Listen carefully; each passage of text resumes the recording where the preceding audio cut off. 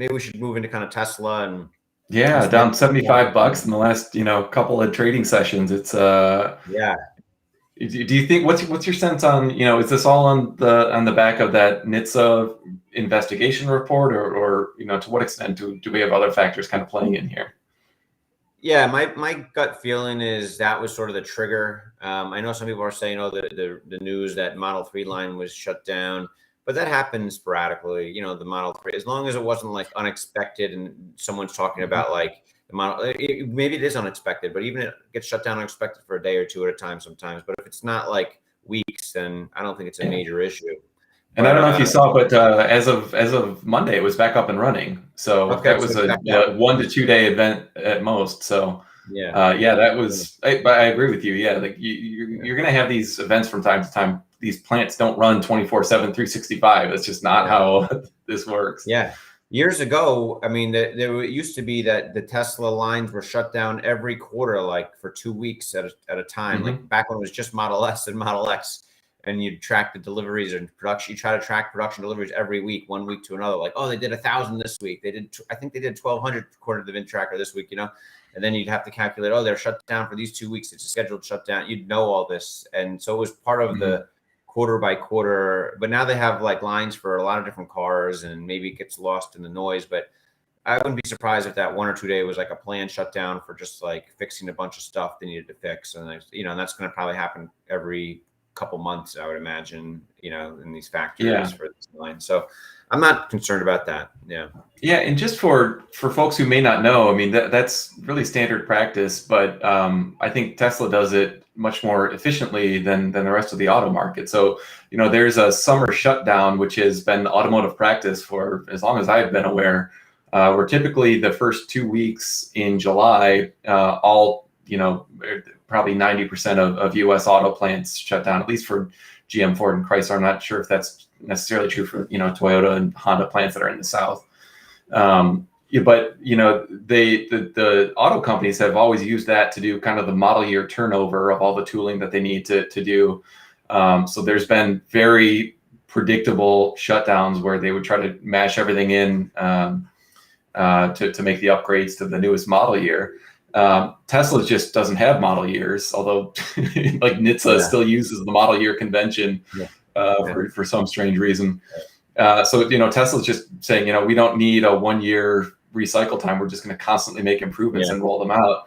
And so what you've seen with GM and Ford and others with this chip shortage is they're just extending these what have historically been 2 week summer shutdowns to turn over the model year. They're just turning into months long shutdowns in many cases, where they're just saying, with chip shortage, so we're going to just shut these plants down for, an extra 2 weeks to an extra, 2, 3, 4, 5 months, depending on which plant it is.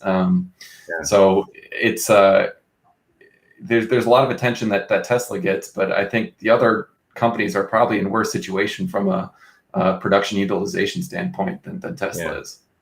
Yeah. So getting back, I think the drop is a lot of the NHTSA announcement news is just a whole new kind of cycle of FUD, and like, Mark Fields, of Ford was on CNBC earlier talking, like the news pundits love to just run with anything negative Tesla, because we all are watching it. Like, what the heck are they talking? Even if we watch it angrily, we're watching it. So they just love to talk about, any potential negative Tesla news. And, it's so ridiculous, this whole NHTSA thing. I mean, I think, if anything, maybe it'll bring more transparency to how safe Tesla is, which is good in the long run. And, some weak longs might have sold off because of it, or maybe some new shorts tried to enter a short position. And, Michael Burry's trying to pump, negative growth stocks again. And, all the growth stocks are just going down anyway a little bit right now. So it all kind of mixes together to, maybe the $75 drop in Tesla the last couple of days. I can make sense of it. And let's not forget, I mean, you and I have had the position that Tesla has really been priced in to grow already. And so like this price range we're in of like, $600 to $800, or you call it $550 to $750 or whatever, like this kind of range we're bouncing around in, this is just kind of par for the course, just bouncing back and forth in this range, maybe, where, you have a little news here, a little news there. You kind of bounce up and down $50 or maybe $100 over a week even, but you're just kind of bouncing in this range for a long time because the stock went up 10x in the last, 24 months before this or whatever. So there's a lot of growth priced in for Tesla in this kind of range. And even when they have incredible earnings like they did this past quarter, the stock's still kind of tapering in this range and not really breaking out of it yet. It might be a few quarters away, and that's part of the reason we really like that put trade we put on that we've talked about a bunch of times for Tesla. And so, I think this could just be more. We could see more of this kind of bouncing around $600 to $800 price range for a long time until maybe self-driving, the full self-driving really pans out. So. Full self-driving. What are your thoughts on that too? The new version. Yeah. So I've watched a couple of the videos now. I think I maybe a month ago had been slightly more bullish on the timeline than I am now. I think, after seeing a couple of these new vision only releases come out, this last one was a week late and then a day late after that. So hopefully the cadence can pick back up.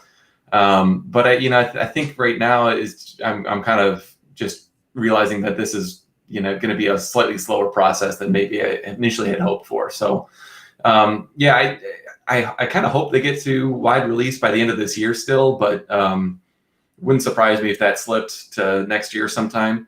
So that'll, that was something that we talked about as a potential catalyst for a while now. And I still think it will be a catalyst. It's just a matter of when. But the thing that still surprises me is how profitable the underlying manufacturing business has become. So kind of my thoughts on where we bounce around for the next 6 to 12 months or possibly even beyond. I think that the core profitability of the manufacturing is going to provide something of a backstop. If they can continue to produce earnings and EBITDA and cash flow numbers, in a similar vein to what they did in Q2, potentially a bit higher too as deliveries grow.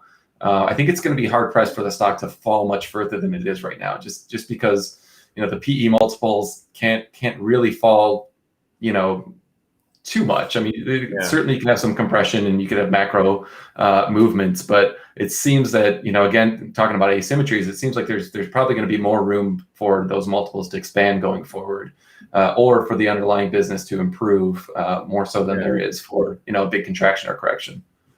Yeah. I was on Dave Lee's channel Sunday night. We recorded a chat that was released yesterday, and he has this really interesting metric he's kind of put out there about the EBITDA multiple, and compares to like Amazon's EBITDA multiple from 2011 till now was like between 25 and 60 to 1 or something, 25 and 60 basically EBITDA to share price or market cap or whatever. And if you kind of measure Tesla kind of in that same range right now, it would be between like, I think $300 to like $1,000 right now or something like that. So, it could fluctuate in a wide range, but it'll be range bound. But this range will increase, like it might be 300 to 1,000 now, but maybe in 2 quarters that range, if it's consistent with this kind of EBITDA multiple Dave's kind of throwing out there, then maybe the range would be like 500 to 1,200, and then another year from now, maybe that range would be like 750 to 1,500 or something. So, I do think there's something to that. When you try to measure someone like Amazon, which people use traditional PE, but it doesn't apply to companies like Amazon or Tesla. It's a very different way to try to figure out how the stock should be evaluated or could be made. Logical sense could be made out of its evaluation of some sort. So, I found that interesting. So that means we could go quite a bit down, like based on the 25, multiple, we could go down quite a bit still from here if we were at the lower end of that range on the EBITDA range that Amazon had, for example. So it's it could bounce around quite a bit more than 600 to 800. It could be 400 to 800 or something potentially too. Yeah, it's certainly possible. I guess part of the point I was trying to get at is I think Tesla's been executing on the core business much more successfully than I think even a lot of the bulls had been expecting. So even if we have maybe a slower rollout of FSD, and that's not a boost to profitability that maybe we'd hope that it could be, the underlying business is been so surprisingly strong that if you're increasing EBITDA then faster than analysts expected. Then even if the multiple is on the low end, then that does create a little bit of share price protection, just with that continued execution. But we'll have to see. I mean, there's a lot of price pressure right now. You've got declining ASPs and a chip shortage, so it's hard to boost EBITDA in that environment. But Tesla's been really successful so far at doing just that. Yeah, absolutely. Yeah. And then we have AI Day coming up in a few days. That's crazy. I mean, I remember when it was just like a rumor of AI Day coming, then Elon mentioned it, and you wonder, Elon time, is that going to be a year late still? Like, like Battery Day took a year longer to come out, I feel like, from when he first announced it. So it's 2 days away now. I mean, that's going to be historic. It's a historic day in Tesla. I mean, arguably AI Day, Battery Day, and the self-driving day, those 3 days are more historic to Tesla big picture than any, quarterly earnings or annual meeting. So this is a really historic day for the long-term vision of what Tesla will become. Yeah, absolutely. I mean, it's something that we've been speculating on for a long time, and I mean, I think it's so easy to get excited about AI in general. But AI in the real world can be things as stupid as like a good Spotify playlist for that's generated based on what you listen to, which of course is valuable, but that's been around for the past decade plus. I mean, my refrigerator says it has AI in it by keeping the temperature the way I want. Oh gosh, yeah, I know. Everybody says they've got AI. We can say that we're in an AI hedge fund now, just because it's like everybody's got some little small claim that they could put out there. But the really hard thing to do with AI is like identification of very difficult to interpret trends, and then being able to act on those in the real world, and that's something has real world applications of AI using robotics. You know what I was thinking today? I was thinking this morning, like the tragedy in Afghanistan. So terrible, right? And it's like, how do you get these people out of there? They're all in the airport. They're all like, the U.S. Air Force is, the bureaucratic U.S. government is like the only thing we have to rely on, really. But if you fast forward 10 years from now, and this was happening in 10 years from now, I can envision a future where like Elon says, all right, let's deploy the Tesla, supersonic eVTOL jets to Afghanistan airport to land and pick up as many people as we can and bring them to the nearest hub in India and go back and forth with, we'll use our droids. And so if people aren't in danger, we'll use them to help shepherd the people in safely. I could picture like a future, like a science fiction type future where like, Tesla, real world AI, robotics, and combined with their, eVTOL, supersonic eVTOL jets are like coming to to say like private industry is coming to save, the Afghans as much as possible, more so than the government, so it's too bad that future isn't here yet, but I could certainly envision that if it was 10 years from now. Yeah. I think it's probably going to be a double-edged sword, though. I mean, one of the things a lot of the AI experts have kind of cautioned against is, using AI in the field of war, which China's already doing kind of aggressively, and the U.S. has gotten into it as well. Sci-fi movies and books are about it. Makes us. But what if AI in the field of war? Like, what if this Tesla? What if there was like programmed not to touch a human being, just to kind of like show, walk, like humanoids were there just to like only be, they can get destroyed, but they can't hurt anything or anyone. They just walk and like show people where to go or something. So it could be like entirely peaceful. I mean, that's how it starts, right? But then Skynet happens later.